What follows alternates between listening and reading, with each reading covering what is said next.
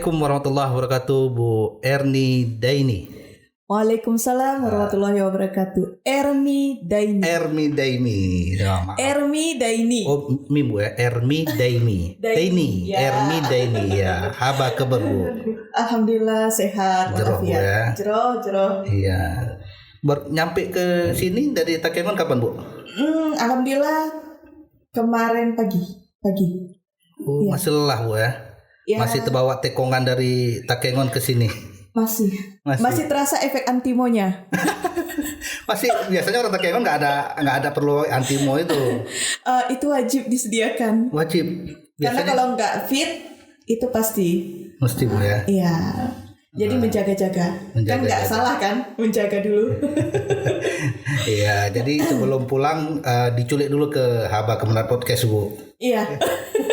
Mendadak. Iya. Minggu lalu kan episode yang lalu maksudnya kita menghadirkan Ustadz Munawar. Iya. Beliau kategori 1 pendampingan kelompok rentan. Iya. Kalau Ibu sendiri Peningkatan literasi Al-Quran. kategori 1 Ya. terbaik 1. Terbaik 1 peningkatan literasi Al-Quran. Peningkatan literasi Al-Quran. Iya. Yang Ibu hadirkan di literasi Al-Quran itu apa Ibu? Tentang satu metode yang itu targetnya untuk anak-anak. Metode apa Bu? Kalau dari judul sih namanya metode circle dalam pembelajaran kaligrafi Al-Quran pada anak usia pendidikan dasar. Oh, kaligrafi. Itu judulnya. Yang kita sajikan itu tentang pembuatan kaligrafi dengan menggunakan satu metode seperti itu. Literasi Al-Quran. Iya. Emang metode itu Ibu yang dapatkan atau gimana? Kalau saya bilang 100% saya juga nggak berani. Namanya gini, ketika seseorang membuat yang sekarang itu pisang lumer, misalnya nih ya, pisang lumer, pasti setiap orang udah memikirkan ide itu. Tapi siapa yang berani untuk mencetuskan pisang lumer itu? Jadi menurut saya ketika saya membuat satu metode ini saya tidak bisa mengklaim 100% saya, tetapi saya mencoba metode itu udah jauh-jauh hari sebelum ini kepada anak didik, bahkan mungkin sebelum saat saya kuliah udah pernah, tapi tidak pernah merangkumkan secara khusus gitu. Jadi metode circle tadi itu. Iya.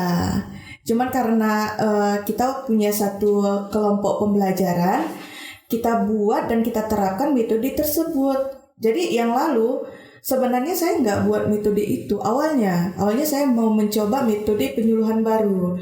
Tetapi karena konsepnya dan beberapa pertimbangan, saya beralih ke literasi Al-Quran.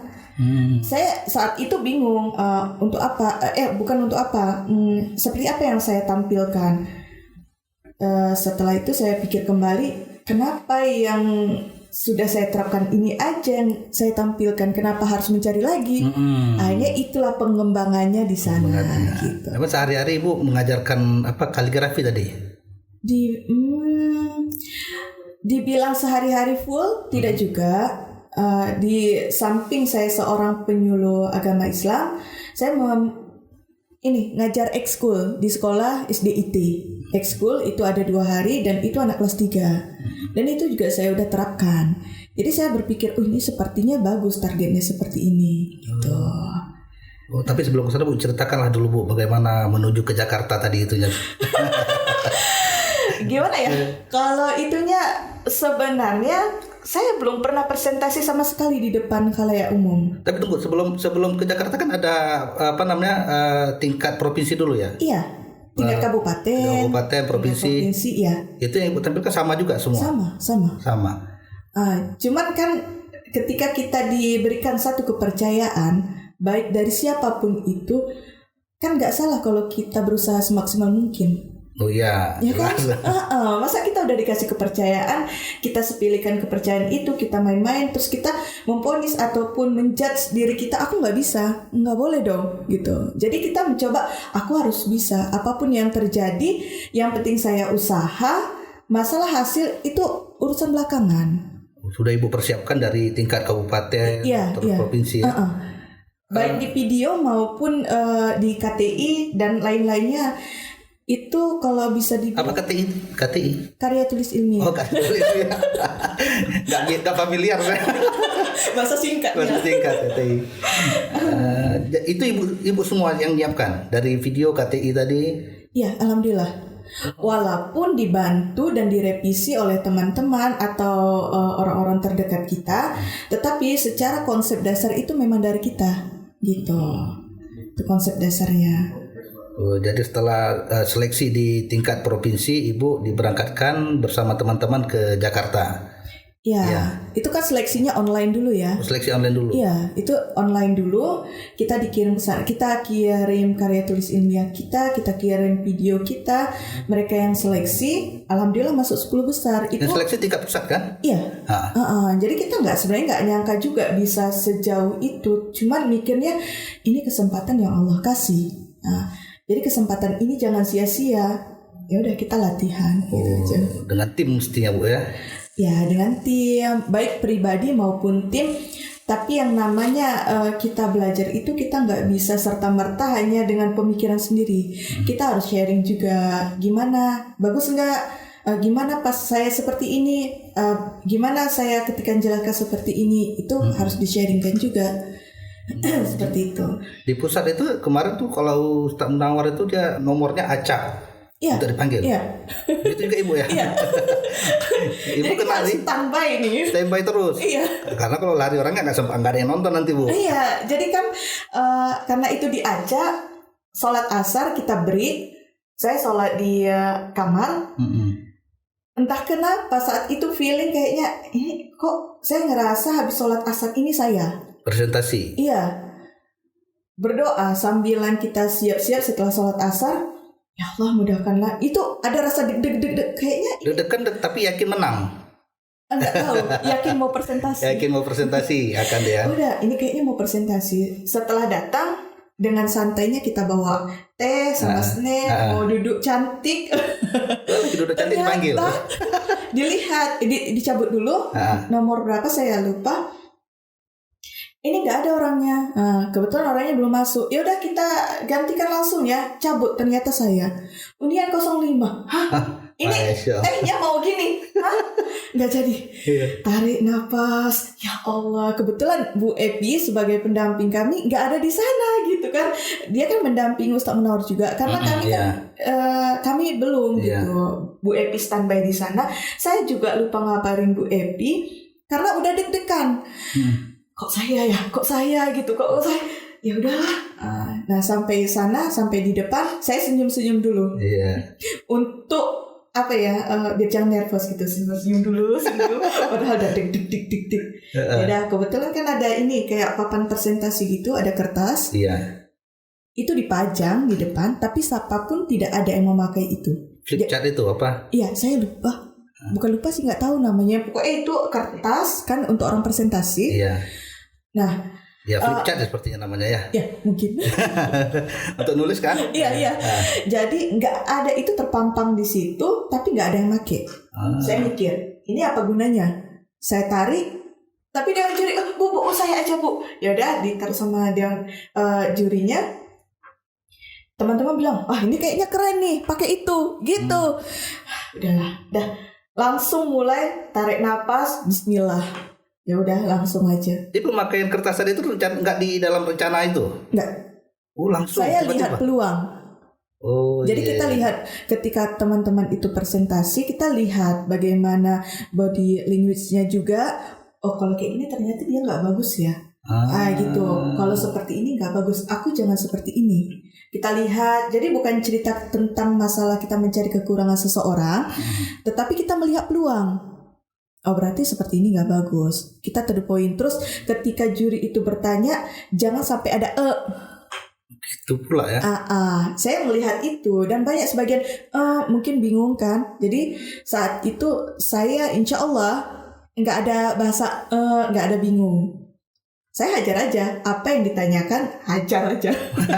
Padahal sudah ada perubahan rencana tadi kan. Ada flipchart, tiba-tiba pakai flipchart langsung ya.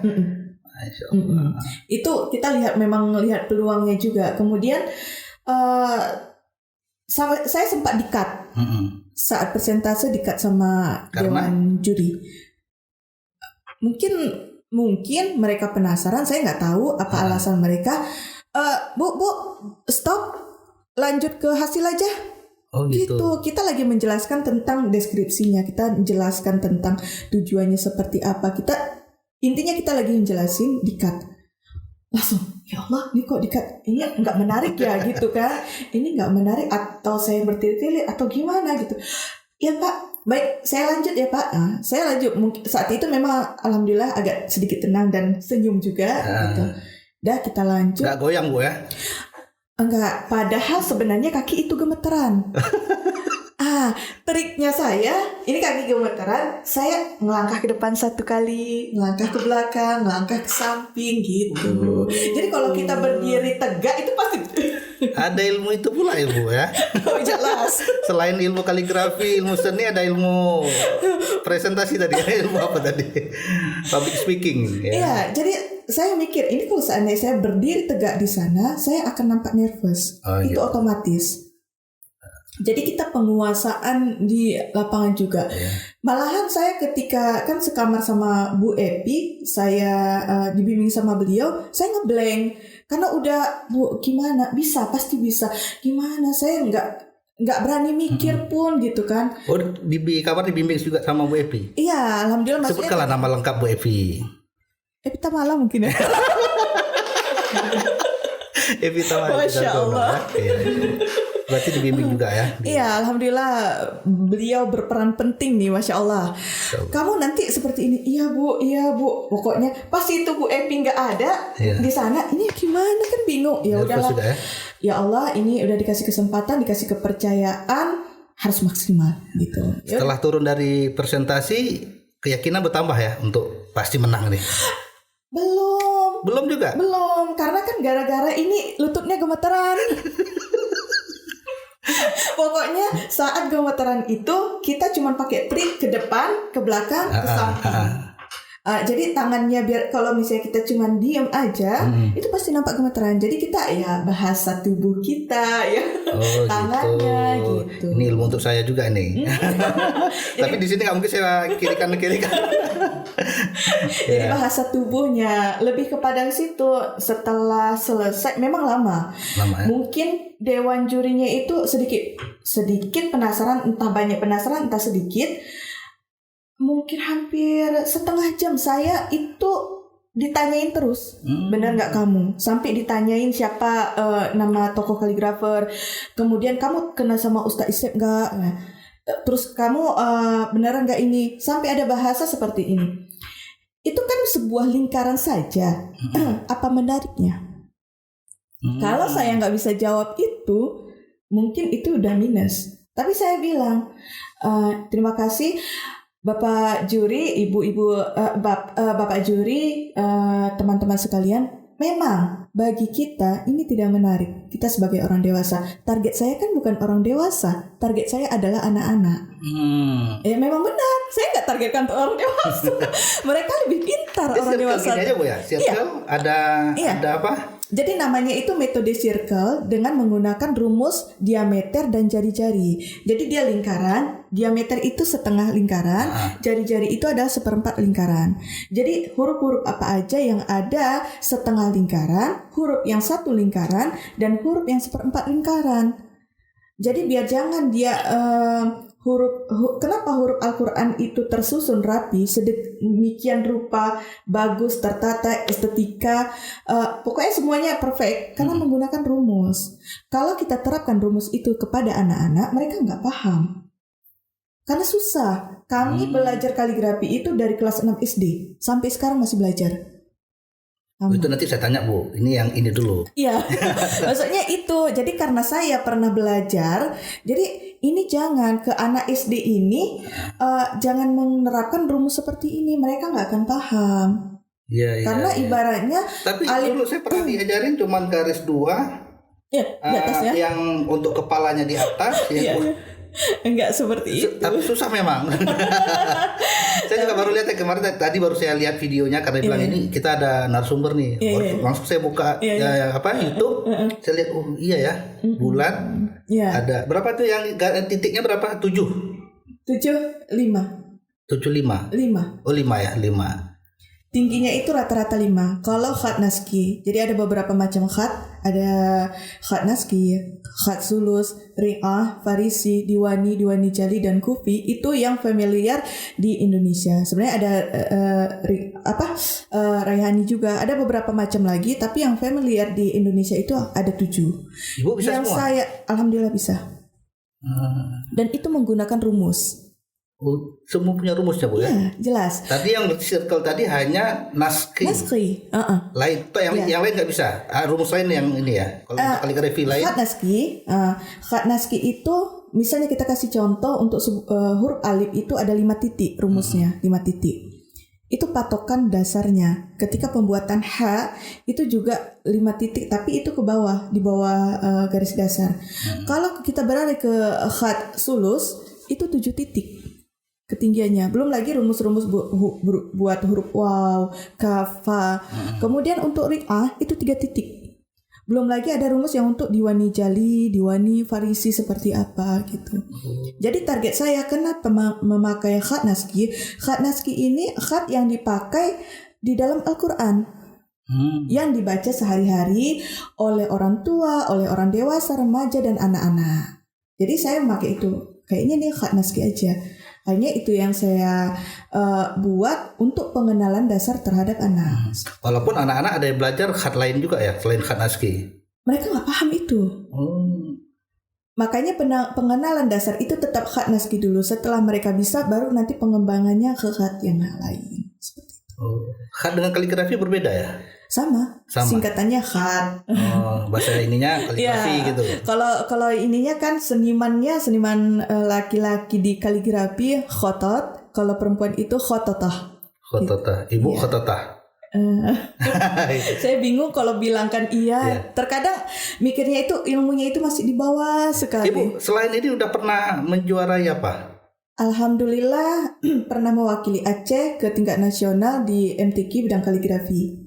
2 kali. Satu di NTB di Lombok, itu kalau nggak salah tahun 2015 entah nambah saya lupa, dan satu lagi tahun 2019 itu di Padang.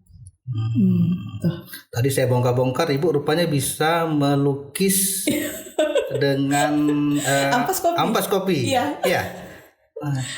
Kapan nih? Kapan nih? Oh dicatat gitu. Itu belajar seni itu sejak kapan Ibu? Atau gini, pertanyaan gini, orang serta-merta bisa belajar seni nggak? Atau bawaan dari gennya, dia memang harus ada gen seni baru bisa belajar seni? Lebih kepada kemauan. Saya ngerasa gitu. Tamat sekolah Man 1 Takengon, saya ngambil arsitek awalnya. 1 tahun di arsitek, tapi almarhum bapak nggak ngasih 1 tahun. Padahal di dalam arsitek itu IP saya tinggi. Itu tertinggi dari semua angkatan. Tapi nggak selesai, nggak diselesaikan. Nggak diselesaikan karena memang bapak nggak ngasih dengan alasan kayaknya kamu di seni rupa aja. Masuk seni rupa saya nggak bisa gambar, nggak bisa melukis, nggak bisa gambar. Loh. Iya serius, itu serius, nggak bisa apa-apa. Dosen saya sampai bilang gini, kamu kalau udah tahu nggak bisa gambar, nggak bisa melukis, kenapa masuk seni rupa? Orang tua yang nyuruh. Jadi kamu ngikutin orang tua? Iya pak, feeling orang tua jauh lebih kuat. Saya bilang gitu. Nih dosen marah, Pak. Bapak sebagai tenaga pengajar, ini pulpen, ini kertas, saya nggak tahu menggambar yang bagus itu seperti apa. Saya mohon contohkan. Marah si dosennya, gitu. Dah saya bingung juga, teman-teman semua bisa melukis, saya nggak bisa melukis gitu kan. Saya lihat, saya belajar 1 bulan les hanya untuk membuat lukisan awan. Loh, iya, bukannya TK kita sering tuh 2 gunung kayak gini, terus jalan, sawah. Andai kata bisa itu yang saya tampilkan. Itu nggak bisa? Nggak boleh. Bagaimana membuat sebuah lukisan awan yang realistis gitu kan, realis gitu. Dibuat saat itu, ini gemeteran, bilang sama ini pengajarnya, Bang, saya nggak bisa. Saya berhenti, saya belajar sendiri. Kemudian pas skripsi juga saya skripsi saya sebuah penciptaan. Nah, mungkin karakter saya suka dengan sesuatu yang baru, yang menantang. Jadi saya buat skripsi tentang metode penciptaan. Jadi saya buat karya kaligrafi itu menggunakan dempul, semen putih, batu bata, apa lagi ya? Saya semi lupa. Itu di dasar apa? Di dasarnya kanvas. Di kanvas. Tetap. Jadi warna-warna asli, misalnya kayak batu bata ini kan warnanya oranye ya, dengan warna itu. Jadi kita ngambil pasir itu dengan warna apa, dibuat satu karya. Nah, itu cukup lumayan juga pembuktiannya sama dosen bahwasanya karya saya ini bagus gitu. Dan alhamdulillah. Tapi melukis belum bisa. Bisa saat itu. Saat itu. Masih setengah-setengah. Kita melihat juga peluang itu. Kita kan nggak pandai melukis. Kita nggak bisa melukis. Kalau seandainya kita paksakan diri kita di melukis, kita kacau, kita hancur dibandingkan dengan teman-teman yang luar biasa karyanya. Saya kalau dibandingkan dengan mereka saya jauh. Tapi saya mengambil satu metode penciptaan di dalam melukis ini. Apa yang menjadi kekurangan saya tutupi dengan satu kelebihan.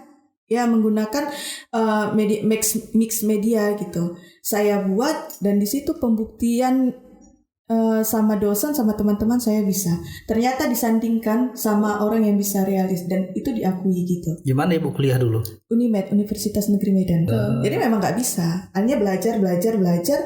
Saya rasa tidak ada orang yang tidak mampu, nggak ada orang yang nggak bisa. Tergantung kemauan. Loh, tapi tadi orang tuanya punya feeling bahwasanya anaknya nih lebih ke seni rupa. Gara-gara kaligrafi. Sebelumnya saya kan dari kelas dari SD itu suka belajar kaligrafi, tapi nggak bisa melukis. Oh gitu. Saya kaligrafinya aja bisa. Jadi kesana kemari lomba cuman kaligrafi. Jadi modal saya ke seni rupa itu hanya kaligrafi, tapi di seni rupa tidak ada belajar kaligrafi. Terus sampai jadi kopi tadi itu? Melukis dengan ampas kopi? Itu ceritanya saat itu ada namanya panen kopi di Seladang Kopi kalau nggak salah, dan itu yang dihadirkan Rio Dewanto kalau nggak salah, artis. Dia dihadirkan, cerita sama orang ownernya Seladang mau buat apa. Saya bingung kan, ini kayaknya apa ya yang menarik perhatian.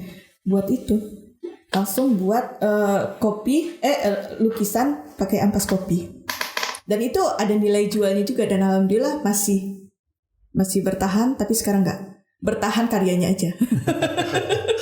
Orangnya nggak. Tapi memang saya sudah lihat memang mirip, wajahnya hidup gitu ya.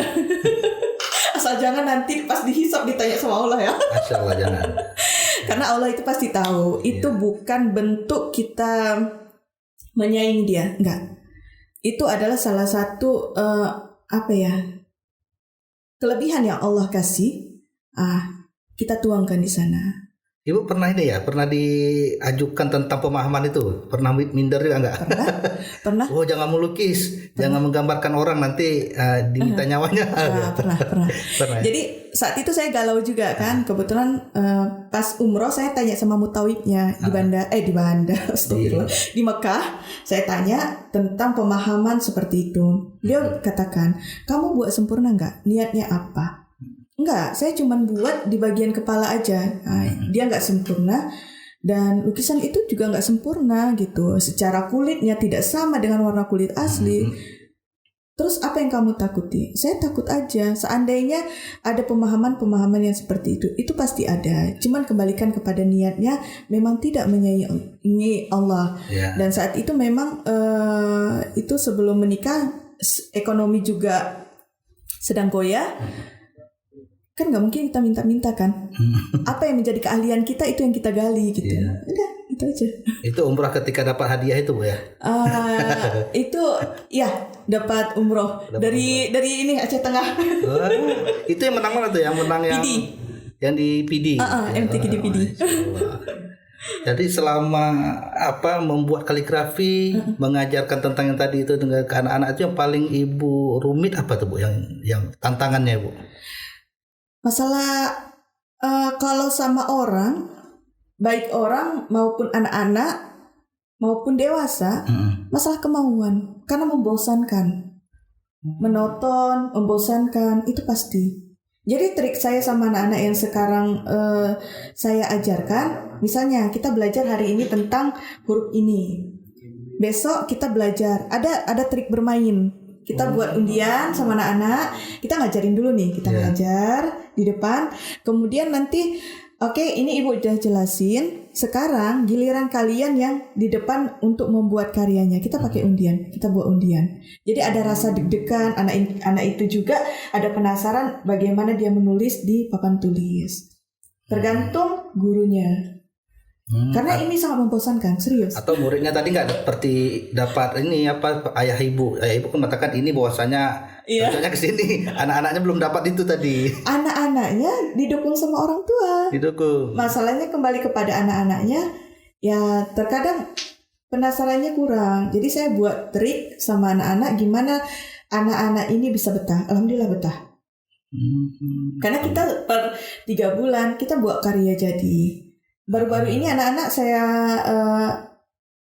saya kasih pelajaran tentang mencetak motif atau mal di kertas itu pakai bensin gitu. Iya, karena di perlombaan di tingkat nasional pun seperti itu dah. Oh gitu. Jadi kita kasih edukasi seperti itu pada anak. Oh ternyata bisa Bu ya, iya. Jadi kita jelaskan yang mana yang bisa, yang mana tidak gitu. Iya. Dengan tantangan teknologi sekarang Bu, AI itu bermacam ya kan, kemampuan. Enggak Ibu persiapkan juga untuk anak-anak. Sekarang kan kalau hanya menulis, sekarang dengan perintah komputer juga bisa membuat kan? Iya. Tapi uniknya di kaligrafi itu nggak semudah itu. Cetakan Al-Quran itu real, itu memang tulisan tangan. Kemudian baru dicetak. Tapi kalau komputer tidak bisa sesempurna dengan rumus-rumus kaidah yang ada, itu nggak bisa. Iya. Jadi selain saya manual, saya juga belajar digital painting juga. Saya tunjukkan sama anak-anak. Ibu bisa manual, ibu juga bisa digital painting. Ini hasilnya. Tapi kalian harus belajar manualnya dulu. Lebih gampang ketika digital paintingnya. Juga lebih mahal Bu ya. Seperti batik cetak dengan batik tulis kan lebih mahal batik tulis. Iya jelas. Iya. Tapi emang sudah dipersiapkan untuk anak memang Bu ya, untuk yang teknologinya juga kan, bukan sekedar mulai kan dari kanvas, karena besok pindah ke apa tadi bensin tadi Bu ya. Iya.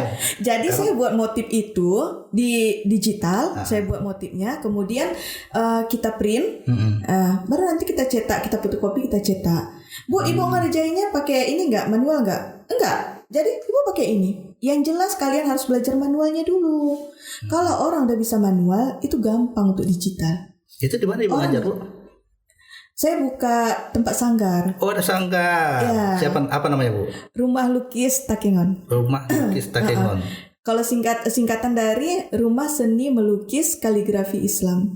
Tapi sampai dengan pembuatan kaligrafi besar juga Ibu terima Bu ya? Iya, alhamdulillah. Memang terakhir proyek yang pernah saya pegang, tapi setelah itu nggak dikasih sama suami lagi. Saya sampai naik peranca. Jangan. Iya, tapi serius. Jadi dia, ya Allah, aku nunggu di sini, nunggu istriku yang di atas lagi buat. Nulis itu di atas Bu? Iya. Masya Allah. Berarti selain mempunyai bakat seni tadi juga harus pandai manjat-manjat ini Bu. Semenjak itu nggak dikasih lagi. Nggak dikasih lagi manjat-manjat. Enggak. Udah, kalau mau ada orderan atau apa, jangan sampai manjat-manjat. Ya. Kalau Ibu tugas di mana? Di KUA Kecamatan Kebayakan. Di KUA sebagai apa Bu? Penyuluh agama Islam. Pernah nanya saya. Ya. Padahal udah tahu ya. Itu udah P3 Bu ya? Saya enggak. Itu yang disedihkan. Boleh curhat dong? SPD ya? Ya, SPD Pendidikan Seni Rupa. Di situ Bu ya. Tapi kalau jujurnya, saya enggak ada bersedih. Enggak. Kalaupun saya tidak menjadi penyuluh agama Islam P3K ataupun PNS, yang namanya kita punya kualitas bisa berkarya dimanapun kita bisa hidup. Mantap. Jadi saya nggak mikirkan itu gitu. Nah, kenapa? Bukan saya tidak menyalahkan orang yang ataupun orang yang ingin jadi P3K, nggak ada. Itu pilihan hidup. Ya. Ketika saya tidak memilih seperti itu, ya udah. Dan bukan tidak memilih. Saya ikut kemarin tapi Arsi Paris. nggak lewat gara-gara passing grade-nya terlalu tinggi, saya nggak lewat, saya nggak kecewa. Teman-teman sabar ya, sabar. Nggak ada. Demi Allah saya nggak kecewa. Karena kita ngikuti alur aja. Semakin kita terobsesi ketika Allah tidak memberikan itu, kita pasti stres, kecewa. Jadi nggak usah obsesi Bu ya. Jalan aja. Obsesi bersungguh-sungguh sama obsesi beda. Bersungguh-sungguh itu kita nggak minta pamrih. Obsesi harus punya target yang berlebihan. Ketika kita berobsesi sekali, Allah nggak ngasih, kita stres. Apalagi kita mintanya sama Allah itu kayak minta yang oh ya Allah ya Allah. Nah, itu obsesi kali walaupun dengan bahasa yang tidak seperti itu. Tapi kalau bersungguh-sungguh dia lillahi ta'ala, kita ngalir aja. Sedangkan saya jadi penyuluh aja saya nggak pernah mikir. Ternyata saya jadi penyuluh. Berarti Allah itu tahu. Kamu bisa di penyuluh, kamu belajar di sana. Alhamdulillah kita belajar aja. Sebenarnya banyak nih yang mau kepingin diajarin tentang khat itu Bu. Cuman tidak tahu mau mulai dari mana. Juga nggak pede seperti tanya aja metode circle-nya. Circle tadi mulainya dari circle ya. Iya. Jadi saya ngajarin anak-anak di sekolahan, saya buat lingkaran. Bu, kenapa ibu selalu buat lingkaran? Gitu kata anak-anak. Ketika saya jelaskan, nak kemarin kita buat huruf ini kan dengan posisi di tengah lingkaran kan? Iya Bu. Sekarang di 1/4 lingkaran. Oh iya Bu ya. Jadi anak-anak udah tahu. Dan sekolah pun, Bu keren ya metodenya gitu. Nah, jadi mereka kan suka ngintip-ngintip juga kan, ngeliat gitu apa yang saya ajarkan gitu. Itu dasarnya.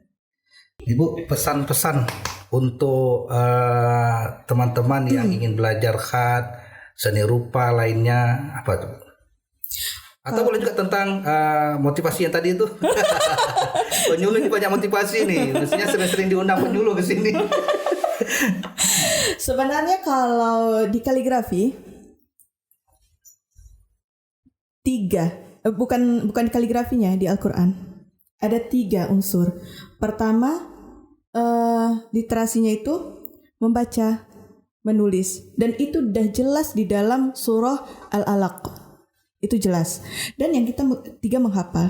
Secara logikanya, seseorang yang bisa membaca seorang tilawah tapi tidak bisa menulis, nggak ada tulisan nih, bagaimana cara membaca? Itu satu. Yang kedua, seorang yang mau menulis tapi tidak ada tulisan di depannya, itu bagaimana dia mencontohkan? Atau tidak ada penghafalnya? Nggak ada. Ketiga ini harus nyambung. Tapi banyak orang yang mengabaikan di kaligrafinya. Benar nggak? Benar nggak? Iya. Kita lihat di sekolah, ada nggak yang belajar, nyuruh anak-anak tuh belajar nulis kaligrafi? Yang ditekankan apa? Membaca, tilawah, dan menghafal. Kaligrafinya ada nggak? Sedangkan 3 itu harus. Dan orang mengabaikan di dalam surah Al-Alaq ini. Yang jelas-jelas di sana menulis. Nah itu pesan saya juga sama anak-anak. Dan saya bilang juga sama orang, walaupun kita tidak sesempurna kaligrafer, tapi apa salahnya kita menulis? Ya. Karena di dalam tulisan itu ada keberkahan Al-Quran yang Allah kasih kepada kita. Insya Allah orang yang selalu berinteraksi dengan Al-Quran, hidupnya berkah, tidak pernah merasa kesempitan di dalam rezeki ataupun urusan. Insya Allah dilapangkan sama Allah. Ya. Dilapangkan, insya Allah 1 huruf juga berpahala Bu ya. Iya. Kalau membaca 1 huruf juga berpahala, apalagi menulis ya? Sama. Menghafal. Jadi 3-tiganya kita bisa. Walaupun misalnya kita seperti menghafal, kita tidak seperti tahfiz kan. Yeah. Kita nggak bisa sampai 30 juz. Begitu juga menulis itu juga kita nggak bisa sampai sama dengan orang kaligrafer. Tapi setidaknya apa salahnya kita menulis itu? Yeah. Gara-gara digital sekarang, terus kita mau beralih ke digital, kita lupa dengan cara menulis. Jangan sampai. Makanya saya tetap terapkan manual dulu. Nah, pengembangannya nanti digital. Yang manual dulu Pak. Ya, terima kasih Bu. Berizin sudah berbagi. Sudah berbagi cerita. Ada satu lagi pertanyaan yang saya lupa Bu. Apa itu? Tadi lupa nih saya. Ibu di Jakarta kemarin jadi dirijen Bu ya? Apa? Oh iya. Siapa? Ini tersangkanya Bu Epi nih. Bu Epi lagi. Bu Epi. Sebelumnya belum pernah ya? Diajarin terus sama WP. Oh iya jelas, digembleng. Gembleng. Tapi kan benar kan, saya nggak pernah jadi dirijen sama sekali. Ketika di situ kan karena udah usahanya, udah mau, bisa kan? Seperti itu juga belajar. Penting kemauan dulu. tadi ya. Ini belum apa-apa udah bilang nggak bisa. Jadi mau gimana? Betul. Ini ada paret di depan. Kita cuma ngelangkah 1 langkah, tapi kita bilang, aku takut. Paretnya terlalu banyak mikir. Kenapa nggak kita langkah? Jatuh udah. Jatuh tinggal bangun walaupun sakit. Tapi itu kan belajar. Oh berarti nggak boleh ngelompati paret. Kalau mati tanam. Iya.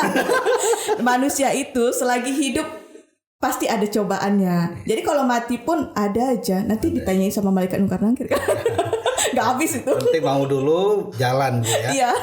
Maunya dulu. Ya. Jadi intinya kemauan. Baik.